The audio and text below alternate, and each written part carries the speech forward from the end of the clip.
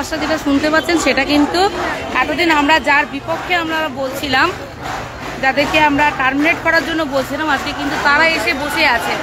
ঠিক আছে, আপনাদের এই যে আপনারা আসেননি বলে আজকে এই জায়গাটা আমাদেরকে ছেড়ে দিতে হচ্ছে। বারবার কিন্তু এটাই হয় যে আপনারা আমাদের আন্দোলনটাকে ধিমে করে দেন এবং আমাদেরকে বারবার হারিয়ে দেন। এই যে দেখুন আমরা বসে আছি, এই গুটি কয়, ঠিক আছে। আর এই যে পিছন দিকে এই যে সাউন্ডটা শুনতে পাচ্ছেন এবং যে মাছটা দেখতে পাচ্ছেন সেটা কিন্তু যাদের লিস্টের নাম আছে তারা।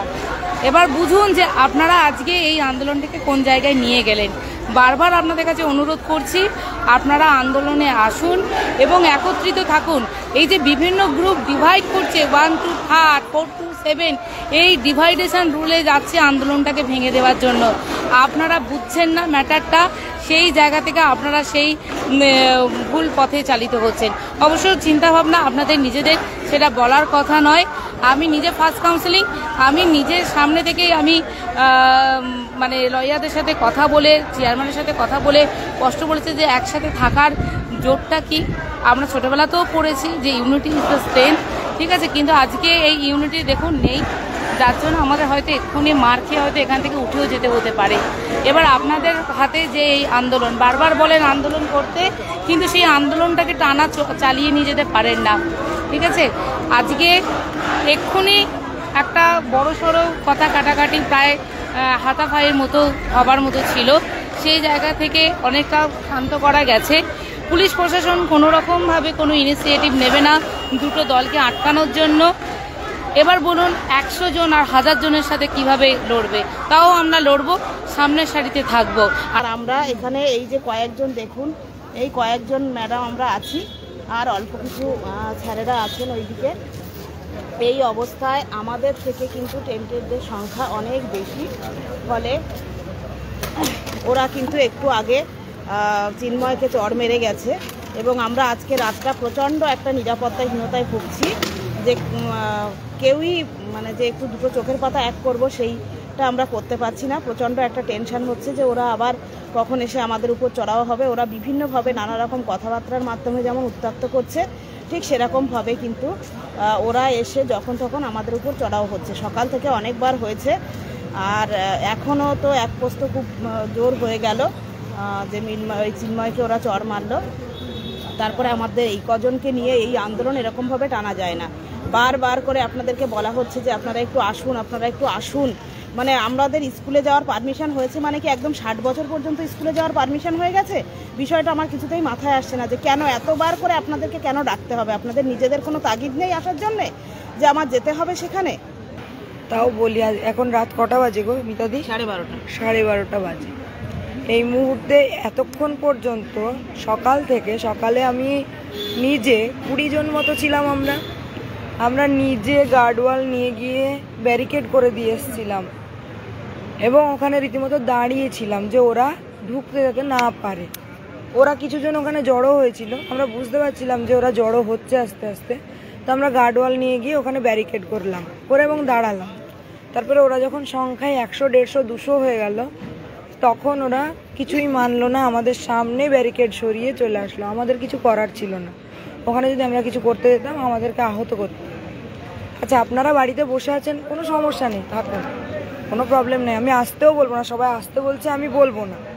কারণ দেখুন, আসতে বলাটা এটা তো আমার চাকরি নয়, এটা আপনার চাকরি। আমি কেন আসতে বলবো? আমার কোনো দায় পড়েনি। আজকে আপনারা আসবেন না, আমি আছি, আর কদিন পরে আমিও হয়তো থাকবো না, কিন্তু দোষারোপ করবেন না। আর একটা জিনিস, জীবনে কখনো যদি চাকরিটা ফিরে পান, তাহলে আয়নার সামনে দাঁড়াতে পারবেন তো আপনার নিজের বিবেক নিয়ে, যে না আমি কি করেছি। এই ছেলে মেয়েগুলো যে এই যে না খেয়ে না দিয়ে শরীর শেষ করে, সংসার শেষ করে, নিজের সব কিছু শেষ করে এখানে পড়ে আছে মাটি কামড়ে, তাদের সামনে আপনার নিজেকে দাঁড় করাতে পারবেন তো? তখন চাকরি পেয়ে, বেতন পেয়ে ভালো লাগবে, অবশ্যই ভালো লাগবে। আশা রাখবো এখনও আমাদের চাকরিটা আমরা ফিরে পাবো। জানি না কতটা সফল হব, চেষ্টা তো করতে পারি। আমরা চেষ্টা করছি, আপনারা কিন্তু চেষ্টাটাও করছেন, আর আপনাদের জন্য আমরা হেরে যাচ্ছি। আমি আসতে বলবো না, আসার দরকার নেই, আপনারা বাড়িতে বসে থাকুন। সামান্য কিছু কথা যেটা হয়তো এতটা বেশি কোনো গুরুত্ব পায় না, তাও সেই কথার উপর ভিত্তি করে কিন্তু বাকি যারা ওইদিকে আছে তারা কিন্তু চড়াও শুধু হচ্ছে না, রীতিমতো ভয়ঙ্কর একটা কাণ্ড ঘটছে, যেখানে মারামারি থেকে শুরু করে আক্রমণ এই ধরনের বিষয়গুলো আসছে। এখানে সংখ্যাটা আমরা খুব অল্প, তো এই অল্প সংখ্যক মানুষকে নিয়ে এতজনের নিরাপত্তার বিষয়টা কিন্তু একটা কঠিন হয়ে দাঁড়ায়। তাই আপনারা ভাবুন আপনাদের কি করা উচিত। দেখছেন সংখ্যাটা খুব কম, এবং এই সংখ্যার উপর ভিত্তি করে আমরা এত বড় একটা লড়াই লড়বো সেটা প্রত্যেকের ভাবা দরকার, এবং এই বিষয়টা প্রত্যেকের মাথায় ঢুকিয়ে রাখা দরকার। লড়াই ছাড়া কিন্তু আমরা এগোতে পারবো না। সুতরাং লড়াইটা আমাদের চাই, এবং এই লড়াইয়ে আপনাদের প্রত্যেকে আমাদের সঙ্গে সামিল হওয়ার আহ্বান করাটা হয়তো আমাদের খারাপ হয়ে যাবে, কারণ প্রত্যেকে নিজের বিবেক, বুদ্ধি, বোধ সবটুকু রয়েছে, তো সেটাকে কাজে লাগান আর সাহায্য করুন। তোমাদের কিছু বলার থাকলে বলো, তোমরা কেমন পরিস্থিতিতে বিলং করছো? আজ যাদেরকে আমরা অযোগ্য বলছি আর কি, বা যাই হোক যে কোনোভাবেই, তো আজকে ওইদিকে যারা মহিলা ছিলেন, আমি জানি না তারা টিচার বা সিডি কে, কিন্তু যে ভাষায় হচ্ছে, আমরা এদিকে যারা মহিলারা ছিলাম আমরা তো কিছুই বলিনি, কিন্তু হচ্ছে ওই গন্ডগোলটা হওয়ার পর, চিন্ময়বাবুর সাথে ওই গন্ডগোলটা হওয়ার পর এখানে আমাদেরকে যেভাবে তীব্র আক্রমণ করেছেন এবং যে ভাষায় মহিলারা আক্রমণ করেছেন সেটা মানে জানি না,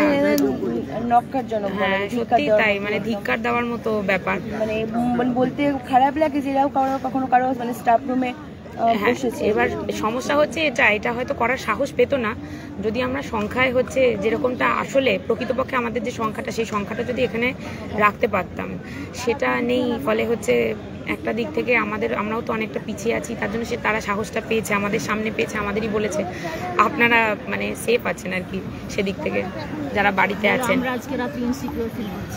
আমরা অবশ্যই আজকে তো এই যা পরিস্থিতি, এখনো গোটা রাত পড়ে আছে, আমাদের সাথে কি কি হতে পারে তা আমরা নিজেরাও জানি না।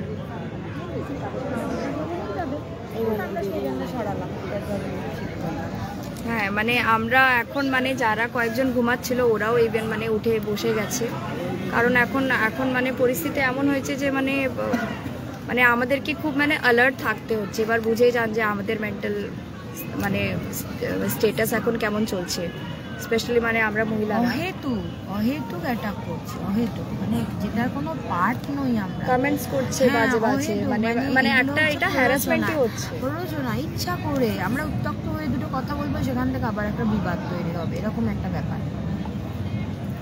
ফোকাসটা পুরো সরে গেল, এই আর কি। দেখুন এবার আপনারা নিজেরা ভেবে দেখুন যে কি করবেন, আপনাদের আসা উচিত কি উচিত নয়, সেই বিষয়ে আমার আর কিছু বলার অপেক্ষা রাখে না। আপনারা